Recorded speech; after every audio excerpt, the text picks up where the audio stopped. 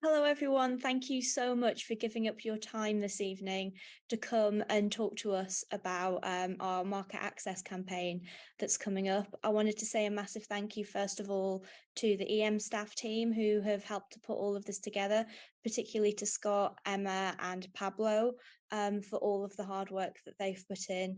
And I also wanted to thank our speakers for today, who are coming from Wandsworth, from Swindon, from local businesses, and also to Sir Vince Cable, the former MP for Twickenham and leader of the Liberal Democrats, and Secretary for Business, who's going to share some of his wisdom and insight with us tonight. The way that it's going to work is that we're going to talk to Vince first, and then do a bit of a Q&A with him, and then we'll hear from our activists and from businesses, and you can ask them some questions at the end. But also, I'm going to tell you a little bit about the campaign that's coming up and why we're doing it. So, according to the British Chamber of Commerce, since the withdrawal agreement, 77% of businesses have said that it's not helped them to grow, 56% have struggled with the new rules around trading goods, and 45% with trading services. Despite this clear evidence that Brexit is hurting our small and medium enterprises, their voices aren't heard nearly enough in the debate about the retained EU law bill, the Northern Ireland Protocol, or anything to do with our future relationship with Europe. Recently, Rishi Sunak said that Northern Ireland was the most exciting place in the world to invest because it has access to both the EU and the UK single markets. There was a time not so long ago where that applied to the whole of the UK. All of us at the European movement know that Brexit isn't working, and our businesses are suffering as a result. As a UK-wide grassroots movement, we have an important role to play in giving small and medium enterprises a voice in this growing debate. We're really proud of our local groups, and our group in Wandsworth and Merton used some funding that they got from us a couple of years ago to conduct a survey of their local businesses, create a report from that data, and then launch their findings at an event attended by their MP. And since then, we've had success in Swindon, who are a smaller group, but they managed to get a great response from their local businesses when they did a similar survey. So without further ado, I'm going to hand over to Vince. Take it away, Vince. Okay, thanks. And perhaps I can just, supplement what you said by, thank you to the people who've got this off the ground, and to the people who thought of it. And doing a practical survey is I think, a very good way of taking forward some of these arguments, because I think in general, just repeating broad global arguments about Brexit no longer cuts through. People have made up their mind in general terms. And I think to shift the argument, we need concrete evidence of things happening on the ground. And the kind of things which hopefully this survey will bring out will help us to do that. I continue to be struck by the kind of very strange world that the government lives in. We had Rishi Sunak the other day saying, envious of Northern Ireland because, of course, they, as he put it, they have the best of all worlds because they're members of the European single market and also part of the UK. The idea that the best of the, having the best of all worlds by being in the single market somehow doesn't apply to the rest of the UK. England, Scotland, and Wales are excluded from it. But anyway, I think having something concrete, numbers, trends, this is very helpful in arguing with MPs of all roughly pro-Remain parties, trying to get them a bit more energetic, mobilized, I think is going to be very helpful. Just to summarize, I think the things we're looking for are the following. First, we do know that in general terms, there has been a collapse of investment, business investment, since the Brexit referendum. The statistics very clearly show that business investment fell off a cliff. Initially, this was uncertainty about what was going to happen, but there's been no revival. And I think, evidence of business people telling us that they've postponed, in some cases cancelled their investment plans, having concrete examples, quantifying it, be very helpful. Secondly, we do know, and the statistics already show this, that trade with the European Union in both directions, import and export, has been quite badly hit. It appeared to be the case that this is mainly small companies which can't cope with the hassle factor. But again, evidence around that is very helpful. What I think hasn't yet got through to many people in the business community is that they haven't really yet hit the worst of it, because the British government has kept postponing the date on which we implement the new import restrictions, which compliance with European Union standards, which have been postponed in the transitional period and haven't yet come live for businesses. And I think checking how far businesses understand that the animal, the sort of agro health regulations come in and how it's going to affect them. Again, I think it'd be useful to understand how much understanding there is that there is worse to come. I think a third area where data will be useful is in terms of the impact on migration and the end of free movement. The response of the British government has been a little paradoxical, because they made out that control over borders is the main reason we've done Brexit, but actually net immigration has gone up. And what's happened is that there has been a somewhat more generous approach to skilled migration from outside the European Union. But certain categories, particularly so-called unskilled, although they're often very capable people, has particularly hit hospitality, manufacturing, logistics, social care, have all been affected. And it would be useful to know, with the businesses you talk to, how they're affected, how they're dealing with it. Are they just stopping doing things, or are they finding some way of substituting for the loss of European migrant workers? I think a fourth factor is, have they any evidence that we've benefited from new trade arrangements? If you remember, it was one of the great claims of Brexit that it gave the British government freedom to negotiate new trade deals. We know that nothing is happening with the United States because the Americans aren't interested.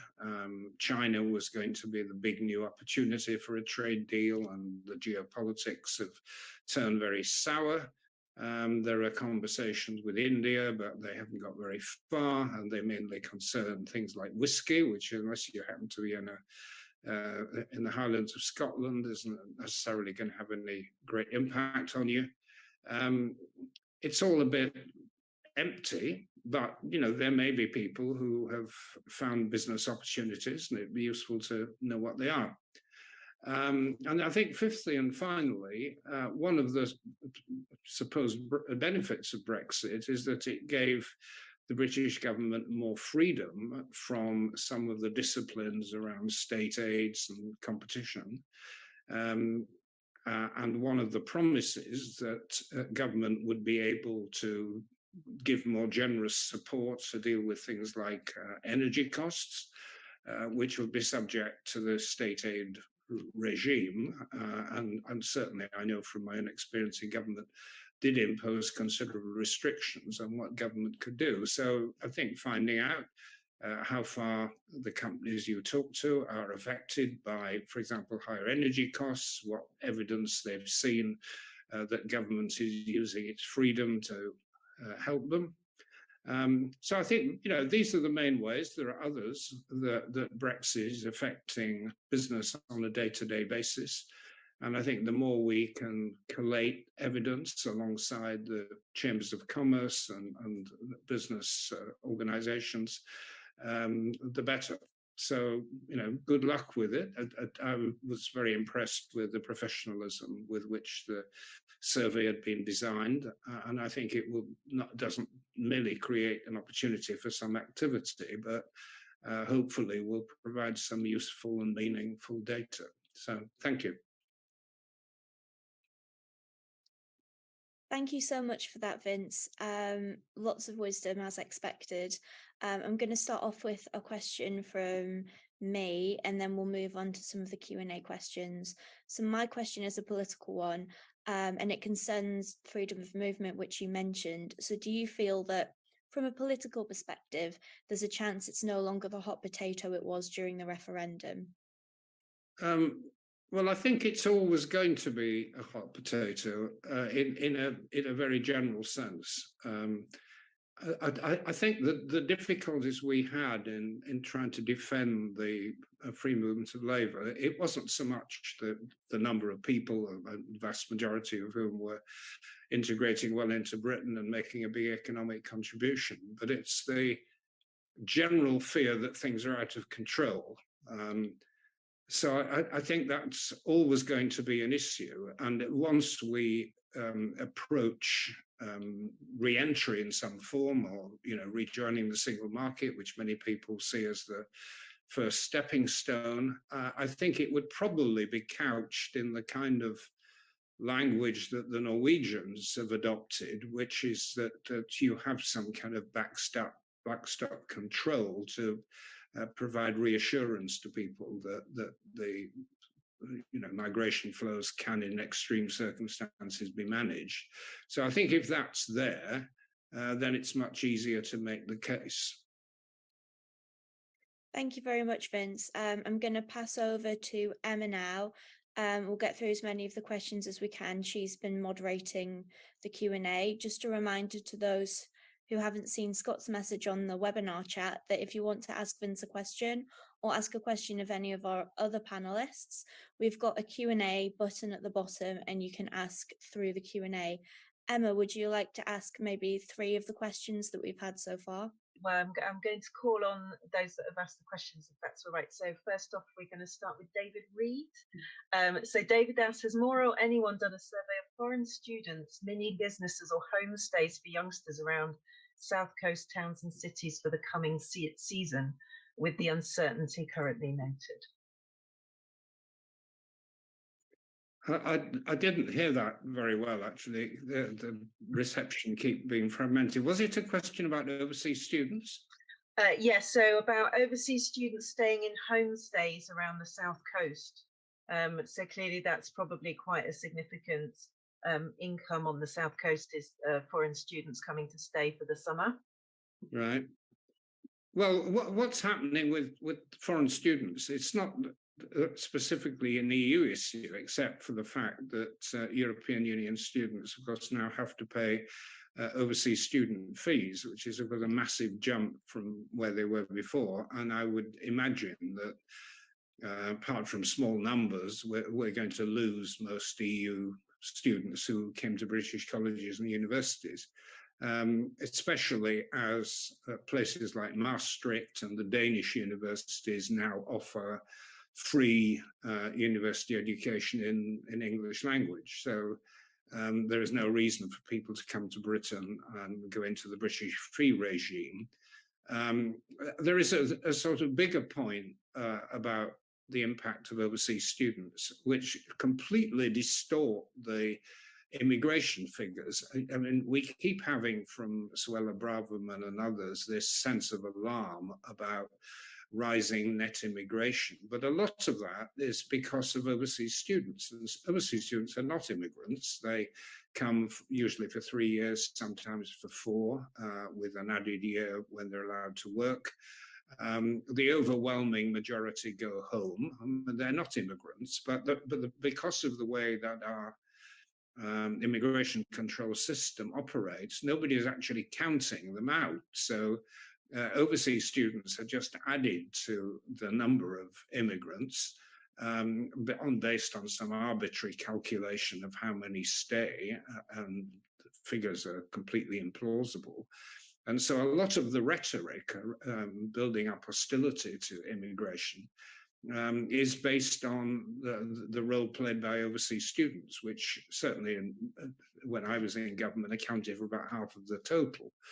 And we constantly had Theresa May trying to block overseas students because they made the numbers look bad.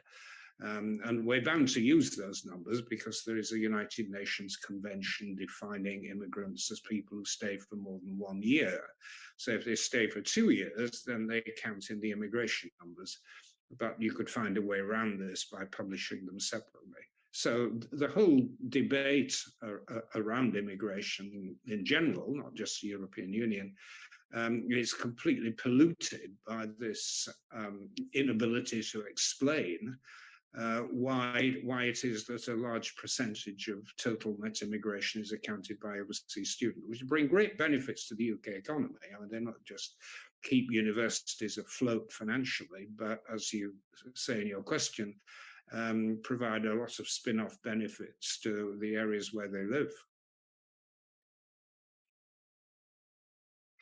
Great, thank you. I think I might continue asking the questions. That seems to be working slightly better.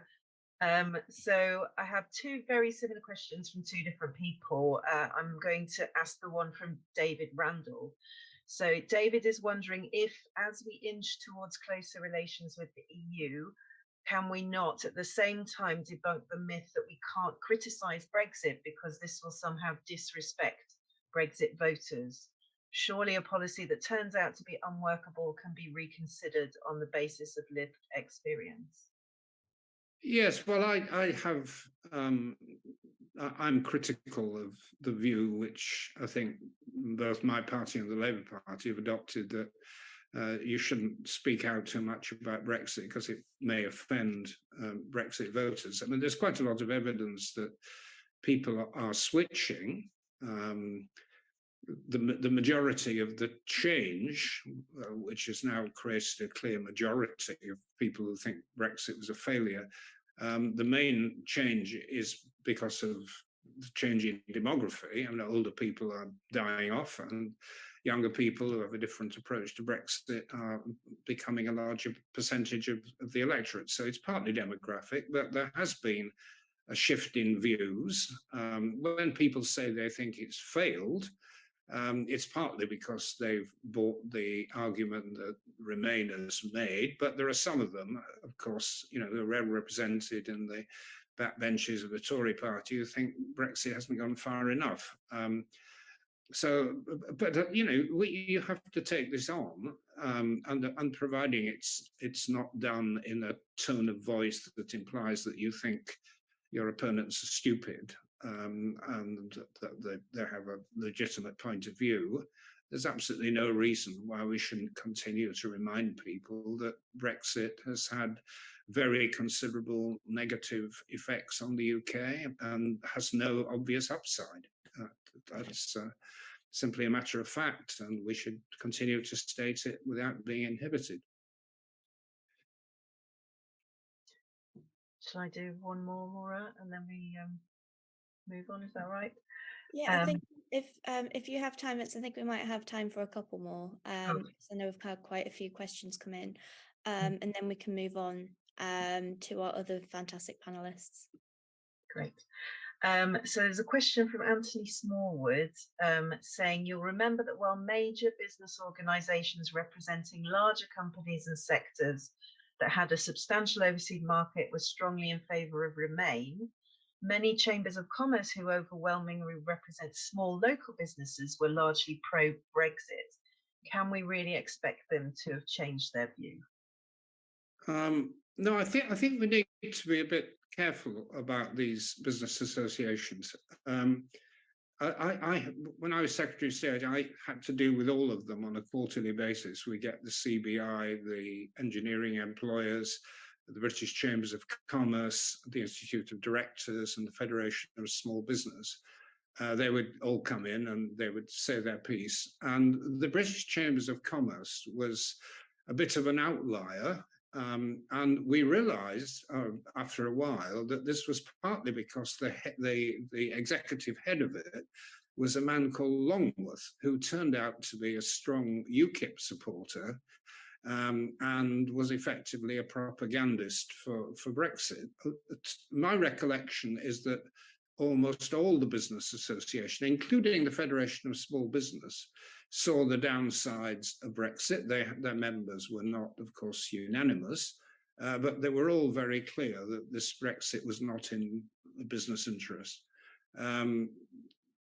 From the point of view of the big companies who are in the institute, what's now called MADE, the Engineering Federation, and some of the CBI members, they had a particular issue around the customs union and how it affected supply chains. And we have seen in the car industry the decisions of BMW and Honda that they have taken a hit, and the way they've taken a hit is to simply do their investment somewhere else. But of course, the car industry, like a lot of other industries populated by big corporations, is that they all have a supply chain. They have numerous small company suppliers whose fate is tied to the OEMs, the big companies at the final stage of processing. So I don't buy this distinction between big and small companies. And as I've said, the British Chambers of Commerce had a unhelpful head.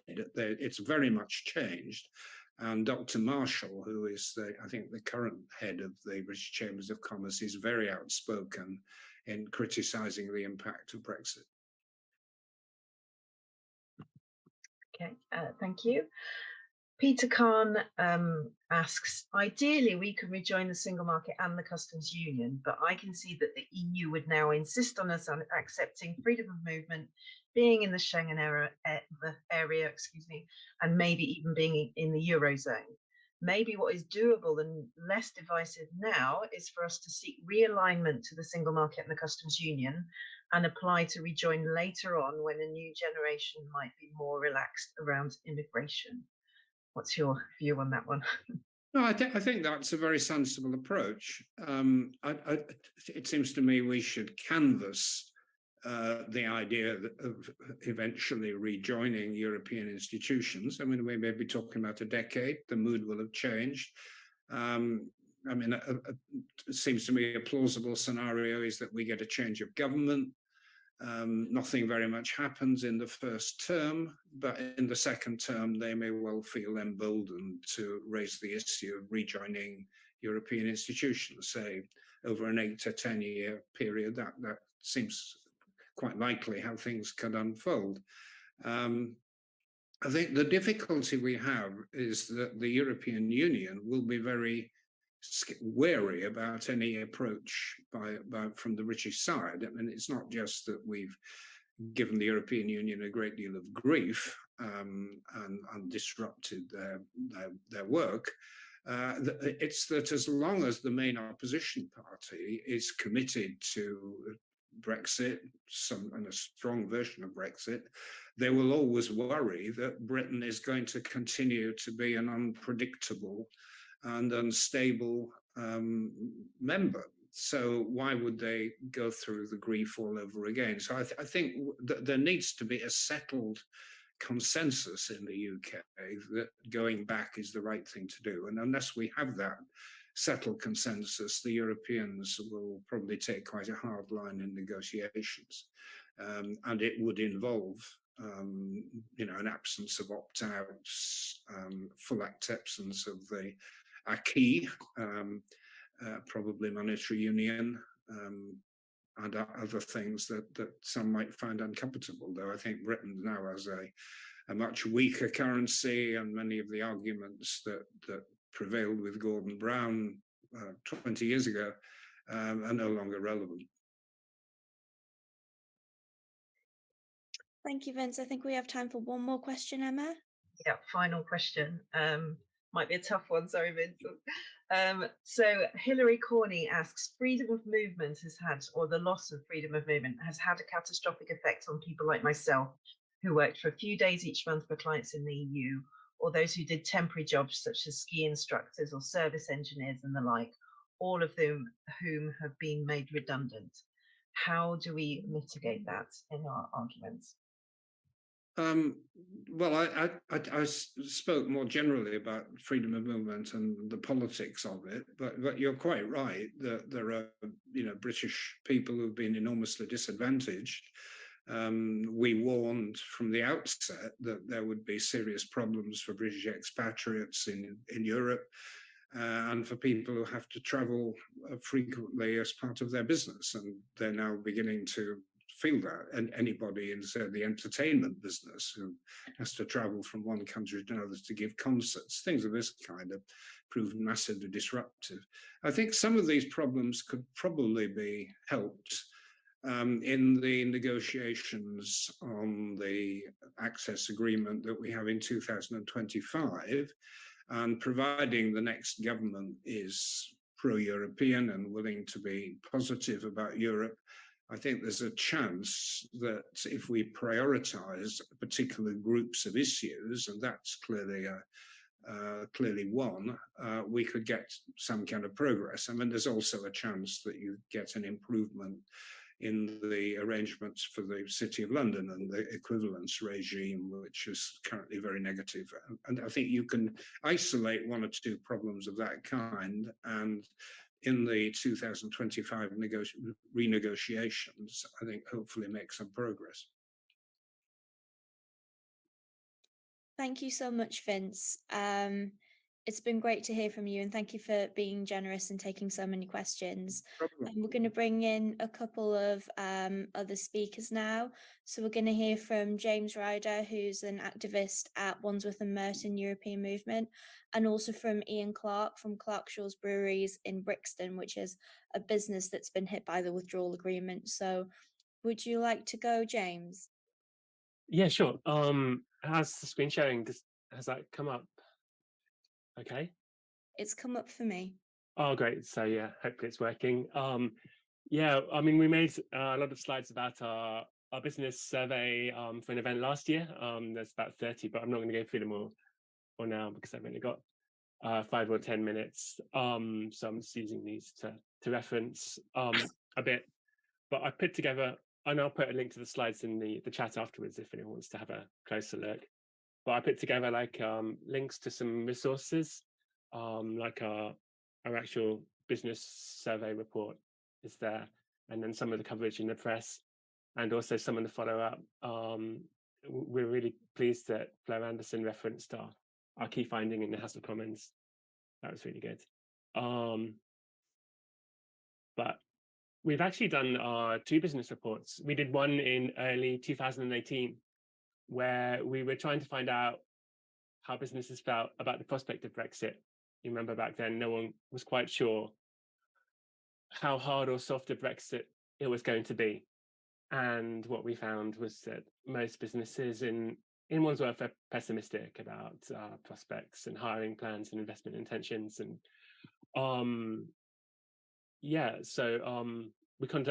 we conducted that survey by going out and talking to businesses and getting anecdotal evidence as well.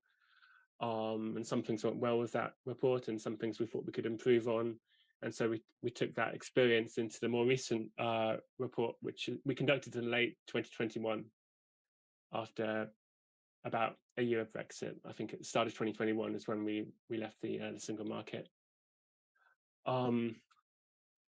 And the whole process took about 5 months. I put here on the slides the timeline. We started out by designing the survey, trying to rally supporters who would volunteer to help, setting up a survey website, working on publicizing it by social media, and also in the printed media as well. We had like a spot in the South London press, and that was really good. And then as time went on, we had an interview with the local radio station, and we went out into the streets, and the other volunteers in our group to distribute like cards and leaflets with information about our survey, which our businesses would fill out online.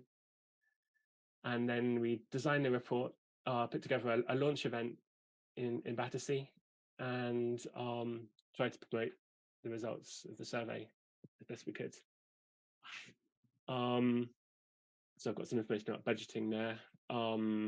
So these were the cards that we handed out to local businesses. We had the website for the survey there and a QR code. And then when you click on the link in the card, it takes you to like a online survey with Google Forms, which puts the survey responses into a spreadsheet, and then we converted the responses into graphs. That was my main contribution. I'm quite geeky. I like making graphs, and so we try to find interesting ways to present the results, including a word cloud of people's anecdotal answers. And this all went together to go into the business report. So we presented the overall findings, and then we also did some like more in-depth interviews with certain business people who indicated they'd like to provide more information about that, how Brexit affected them. That was one thing we learned from the first report. People were really interested in the anecdotes and the individual experiences, and it aligned well with the theme of building bridges of local businesses, trying to better understand specifically what issues people were experiencing so soon after leaving the single market. Then we organised a launch event, and we were for the report. This was just before the Omicron wave of the COVID in 2021, so it was safe to do so still. And we're lucky that I mean, we're quite lucky in Wandsworth and Merton anyway, because we have 5 MPs, and I think they all basically agree with us in private, but they have different ways of approaching the problem and addressing it in public. But it was great that Marcia de Dover, the MP for Battersea, came along to address our meeting and to discuss the report. And there were also some local business people who came to the launch as well. And that was a really big success. And then with the media engagement, yeah, we bought advertising and had an editorial in the South London Press. We also established contact with the local radio station, and we then had a follow-up article in the South West Londoner, the local news website. And I'll post a link to our YouTube clip of the report launch for you to watch later. Yeah, and then here we just put together what we thought worked well, and what worked really well in terms of getting responses was personal contacts. Because I mean, basically, no one really enjoys filling out surveys, and I think had we just emailed out the survey, we probably would have got a lower response. But because volunteers visited businesses, explained the point of our survey, and provided them with the card explaining it, and with the link to the website, I think that really helped make sure that people did respond, and people were like aware that their views are important.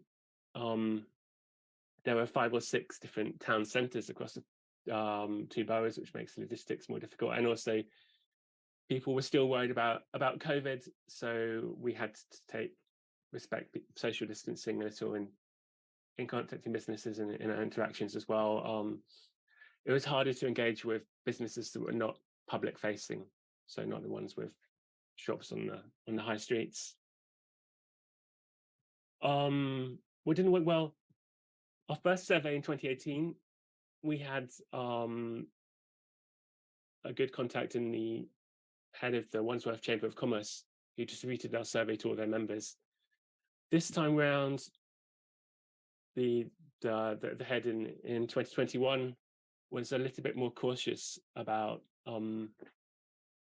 whether some of their members would be thinking they were taking a political stance by circulating our survey. I mean, we tried to present the survey in as neutral a way as possible. Certainly the questions were couched in a neutral way, but it was a shame that we didn't get the same level of cooperation with the Chamber as we did in 2018.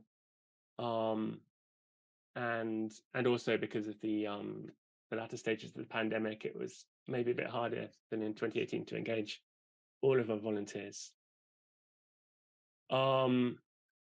We didn't. Oh, and also in 2021, in the early stages, we had a contact from Merton Council, who were interested in working with us to promote the survey. But that interest waned soon afterwards, I think also because as a council, they were worried about working with a campaigning group.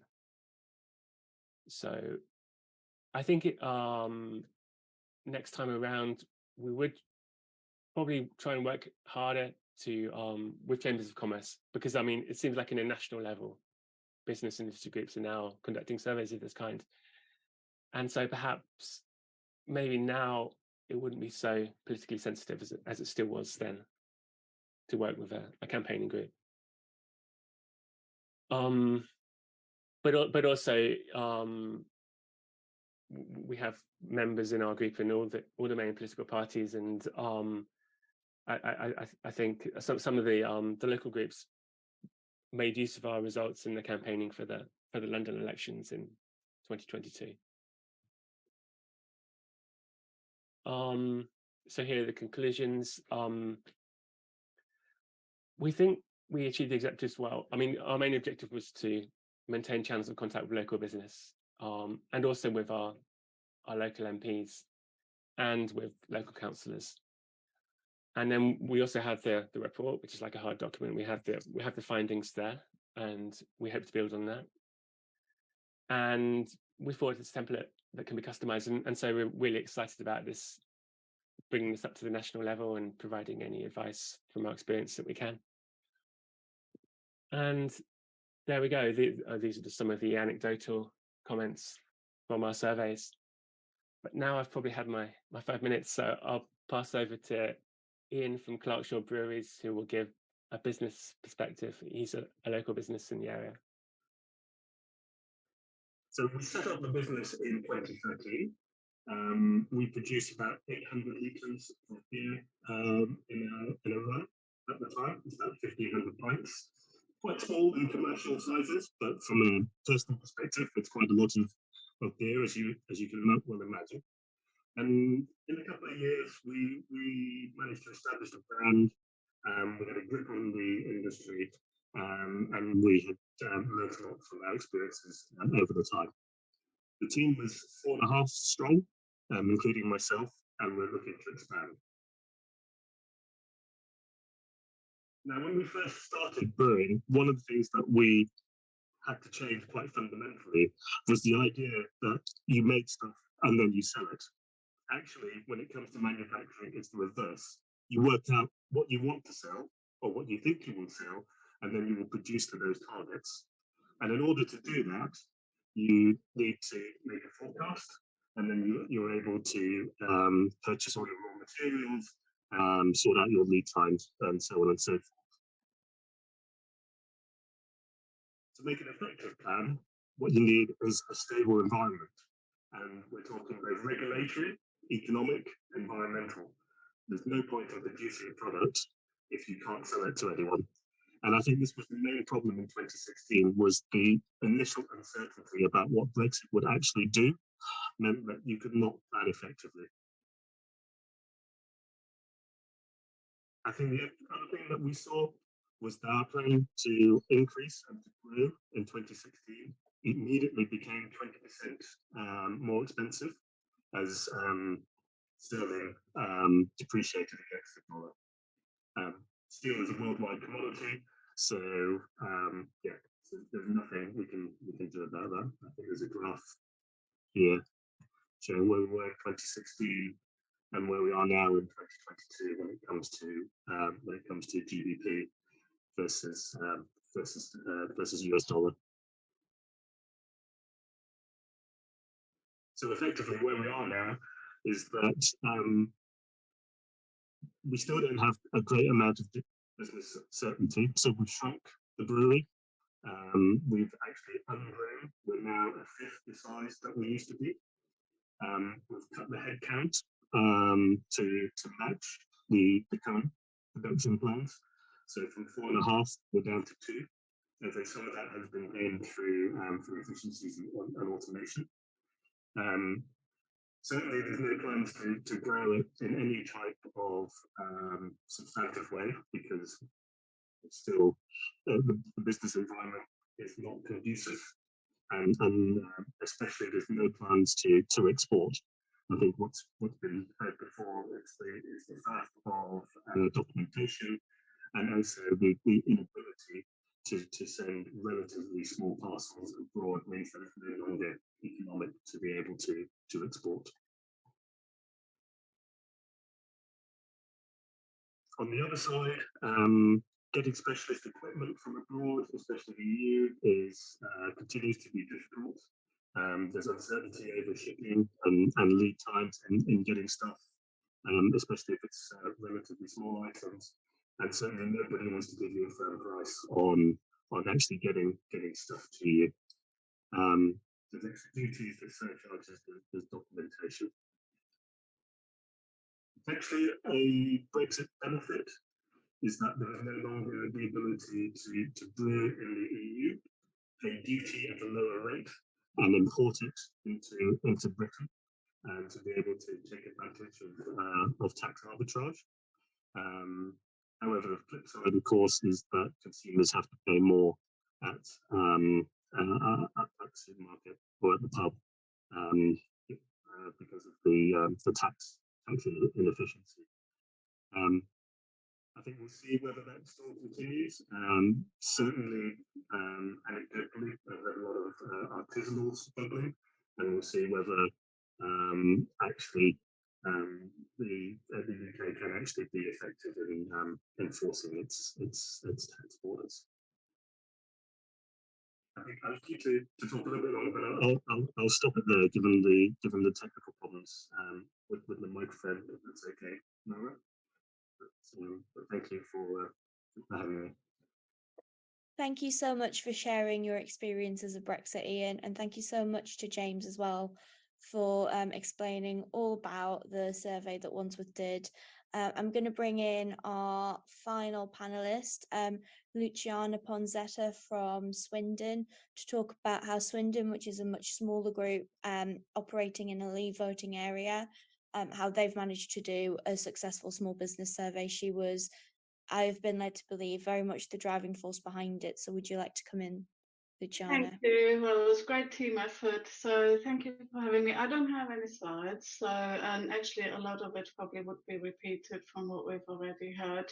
I'm going to give you a quick summary of kind of what we've done, and just maybe also put a bit of perspective on it. And I can, if you don't have it, Mara, I can email you the extra survey and so on, in case anyone wants to have it and have a look at it. Okay. So yeah, so basically what we did, first and foremost, we looked at Wandsworth and Merton's one, and we repurposed as much as possible of it. Yep. Why start again? It's a great effort what the team did there.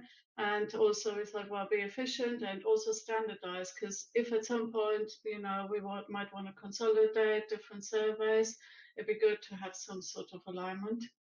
So we kept it mostly the same, and then also looking at the business categories that were interviewed in the survey.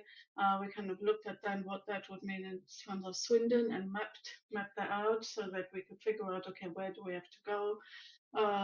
We then created the functionality online with a QR code and the survey within that as well, and printed little cards that we could then give out as well with the QR code on it. I think it was about maybe 7 or 8 of us, less than 10 at any point in time. Some were involved a bit less, and some people were involved a little bit more. So yeah, we went out into the streets, to the stores, and to the companies, and handed these cards out.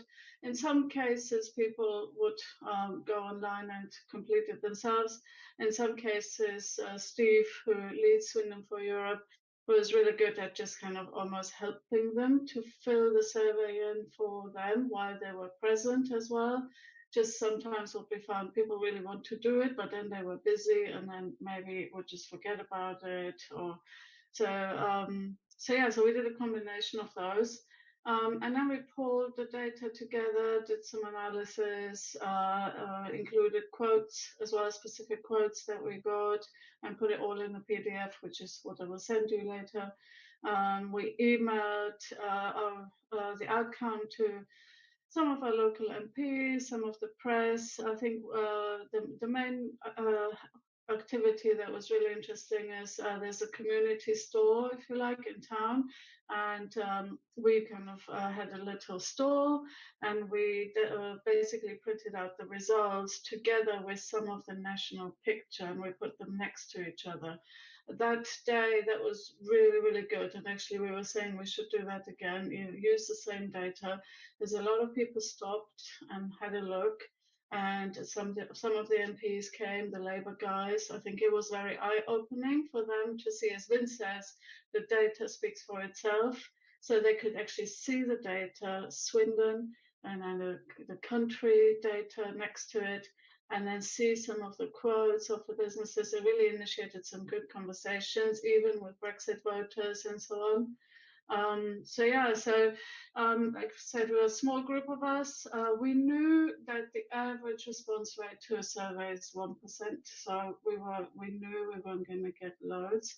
I think we ended up in the end with maybe 40 or 50 out of hundreds that we distributed.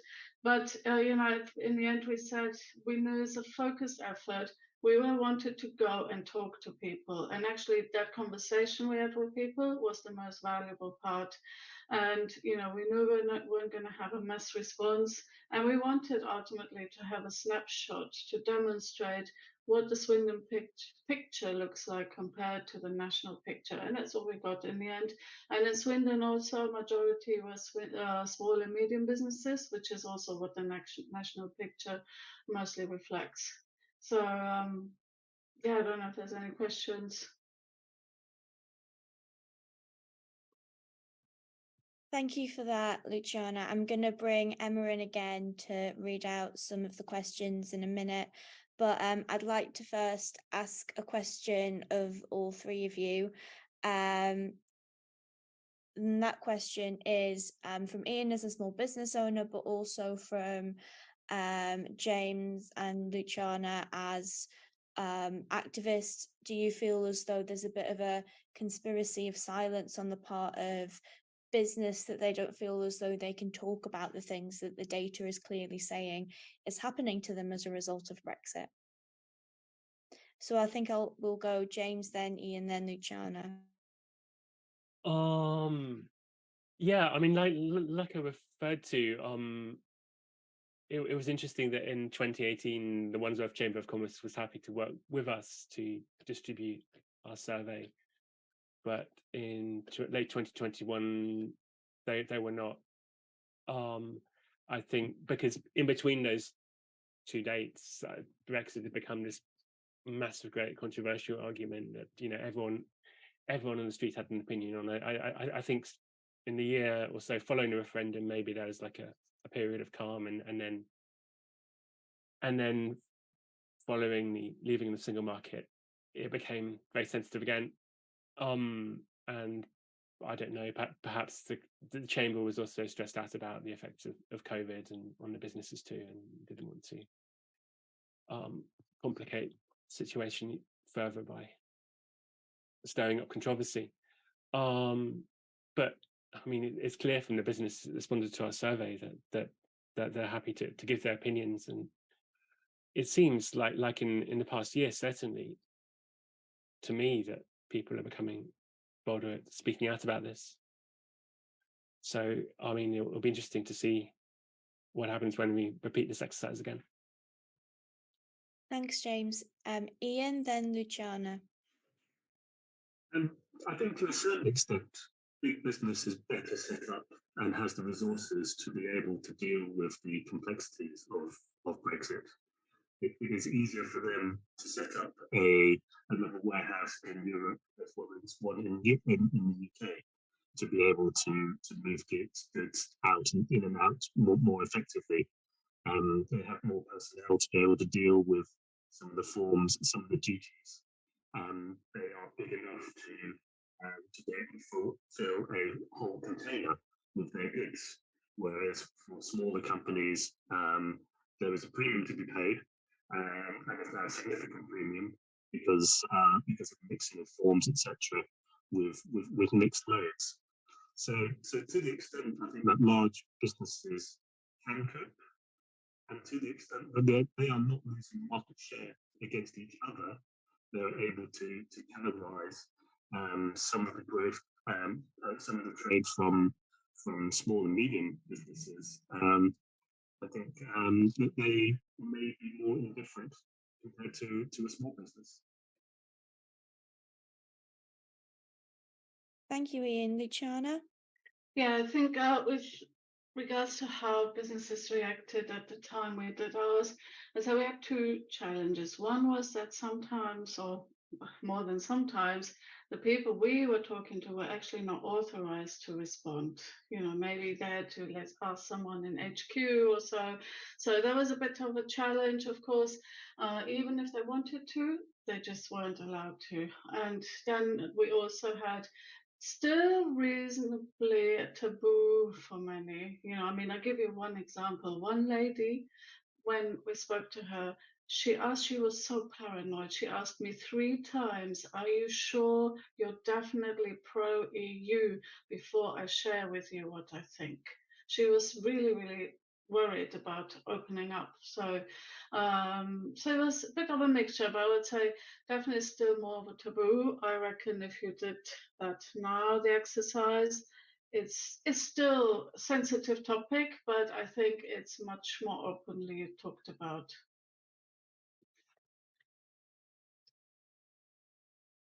Thank you very much. I'm going to bring Emma in now to read some of the questions from the audience. Yes, thank you. So I have one from Heather Glass. So she's asking, do you think that recent, albeit limited progress towards a more friendly relationship with the EU, is it worth asking businesses what their priority would be for a future relationship? Or perhaps that's not very helpful, given that small businesses can't be expected to know what may or may not be possible, either politically or legally. Again, let's go James, Ian, and Luciana. Maybe we'll mix it up next time. James, do you have an answer? So what their priorities would be for future relationship? Yeah, I mean, I certainly think there's no harm in asking that. I suppose, I mean, with the survey as we designed it, we tried to make the questions as direct and as short as possible. So there would like be a checkbox of possible answers, and then people could write in their answers as well. So sure, I mean, if we could design a question that kind of encapsulated things that we might want to be changed, that could certainly be worth asking. But I think you just have to take these political and legal issues into account and think very carefully about how you design the questions. Thanks, James. I'll talk to Ian then, Luciana. I think certainty is or lack of certainty has been the most damaging thing of the whole Brexit process. If there was something that I personally would like to see, and it's something that's been in the news of late as well, is that there's a certain shortage of labour, especially in hospitality. As a career, I'm sorry, Ian, we really can't hear what you're saying, but I don't know, your mic is really not working very well. I'm really sorry. But I think in hospitality, the main thing that we're missing is labour. There's no point for us as manufacturers to make stuff if things can't be sold. So for us personally, we probably like to see more people coming to working in our restaurants. Thanks, Ian. Luciana, and we'll take another question, Emma. The only thing I would add, similar to what James said, I guess yes, you would want to give them the option to express their priorities, but maybe with some commentary around it, because maybe what you find is if you ask why, the actual root cause to that might not be what they think should be the priority. So I think some context around that would be then helpful. The last thing you want to do is prioritize something that actually isn't then going to fix what they thought it would. Thank you very much, Luciana. Emma, do we have another question? Yes, so there is quite a specific question. This one's probably mostly for James and Luciana, about how many businesses did you actually contact? How many actually responded? And then what sort of proportion of the businesses in your area do you think that's represented, which might be a bit difficult to judge, but really just an idea of the numbers that you were able to sort of get in touch with. That's from Paula Mac. Question.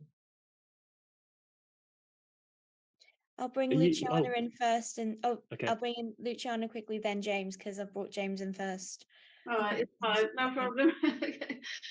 So yeah, we contacted, as in contacted. In some cases, there would be just leaving the card with them, you know. So we contacted about maybe 700-800 businesses, and we had, I think, about 50 responses, 50. So as you can see, like I said, you know, response quite low. I do think we would now have a much more, a slightly more different approach, like some of the approach that we tried towards the end, which was kind of actually, you almost want to have your iPad and then just do it with them while you're there. I think actually many of them would probably appreciate it, just because in human nature, like James said, we don't like to fill in responses. So yeah, that was that proportion of total Swindon. You know what? That's a good question. We haven't actually looked at that. I think we looked at all the different areas and then just basically targeted a section. I never counted how many, so I'm sorry, I don't have the number.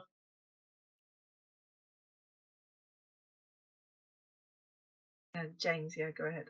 Yeah, sure. I mean, from memory, I think we contacted 2,000 or 3,000 businesses. Probably our response, I think it was about 120. So again, not that many as a percentage, and as a percentage of all the businesses in Wandsworth and Merton, it's clearly very, very small. I mean, there are probably thousands and thousands of businesses in Wandsworth and Merton that I can't begin to guess. But I think the important thing is that most national surveys, like conducted by YouGov, they base their reports on perhaps 1,000 responses. I think for a local group of volunteers to get a response rate above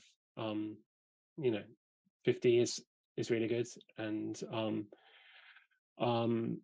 I think above,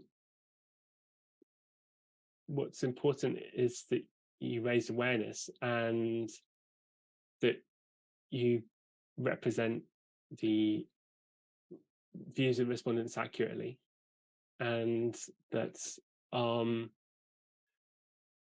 I think Luciana's idea of using an iPad or to conduct surveys on the fly is a really good one. We didn't try that. And also another idea we had was to use like a printed survey, perhaps for people to fill out their responses by pen, which our volunteers would collect later in the day. And that could also be a good way. We were relying just on people visiting the website to complete the survey. So I think for next time we do this, we would probably try both those ideas. Thank you very much, guys. Emma, I think we've got time for one last question. Well, there is one last question which will lead on beautifully to the next bit that you're going to speak on, Maura, but I just want to say that quite a lot of people have sort of shared some of their personal experiences, which is really interesting. So thank you. There's one lady who sadly has had to close her business because she was exporting to the EU, and also the change in the REACH regulations, which is the control of chemicals, heavily affected her. There's also a group in Mendip who have been doing public meetings with brilliant panel discussions and some media coverage as well. So things like that are really fantastic. But thank you very much to everyone that has shared your information. So a final question from Annie Baldorf-Good, which I think Maura should probably answer. Did you get some financial help from the European movement to finance these surveys? If yes, are such grants still available and for what purposes? That's an excellent question. Thank you very much.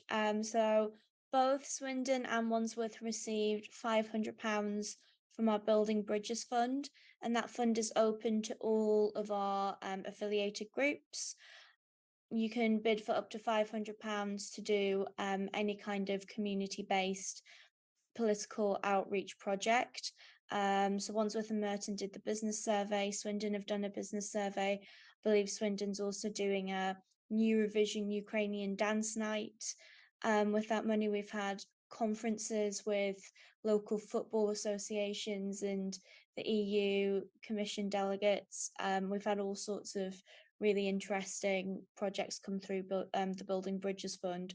So if you're a member of a group and you've got an idea like that, then please do get in touch with me, get in touch with Emma, and we'll send you over a form.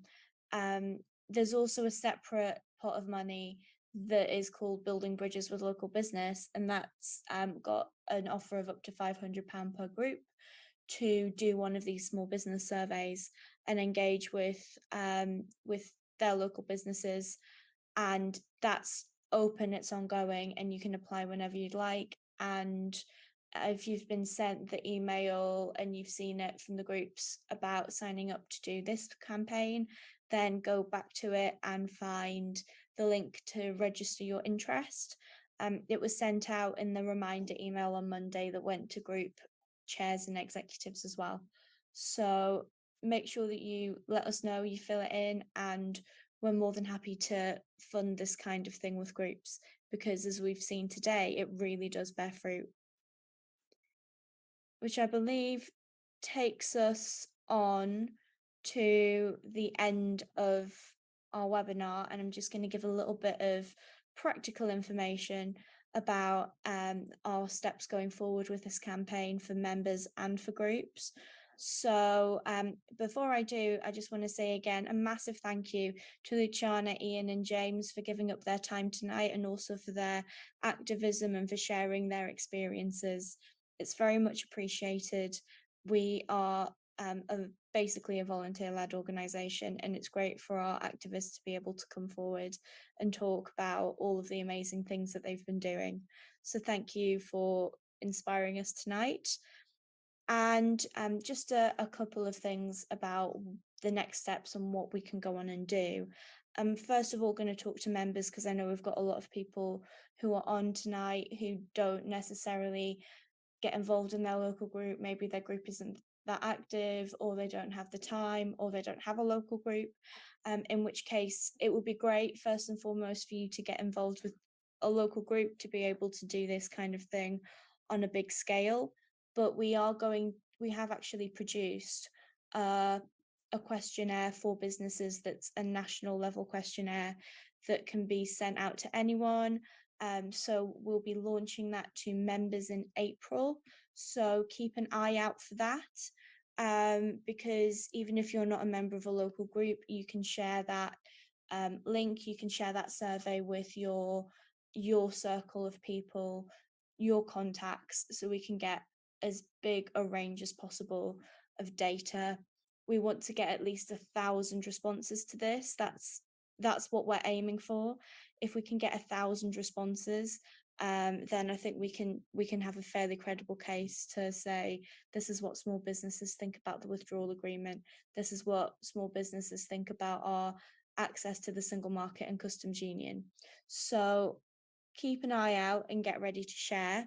And if you're in a local group, there's a lot that you can do. We're planning to do a big campaign day on this at the beginning of summer, and it will be absolutely brilliant for you to be involved in this. And we're also going to be creating some print that's linked to the national survey, But if you're like Wandsworth or Swindon and you've got an idea for something that you can do as a group, as a survey, then we're encouraging you and we're here to support you to do a deep dive into maybe it's a local industry or employer, to get a proper snapshot of what's going on in your area, build those connections, and so that we can then feed it back to our networks nationally, maybe through party conferences and through some of the other communication channels we have, and also for you to be able to share that with your local stakeholders. So all of that is coming very, very soon, and I hope that tonight's really inspired you and pumped you up to get involved with it. That's all that there is from me. And so I believe that brings us to the end. Thank you all for staying with us. And hopefully we'll see you active in this campaign very shortly.